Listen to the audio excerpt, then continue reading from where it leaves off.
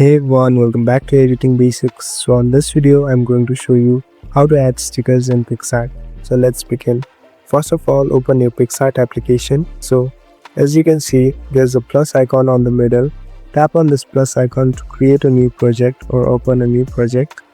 So you can choose any of your old projects or have a blank space. Tap on any one of them. So as you can see, there's a blank space.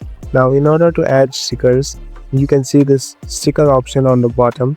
Tap on the sticker option. So here you can see a lot of sticker options that are available here. Some of them are free, but some of them have to be paid. Select the ones that are free to use. Tap on any one of them. So yes, you can see I have already imported it.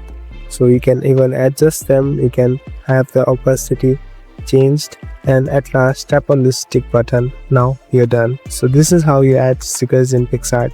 Thank you for watching. I hope this video helps you.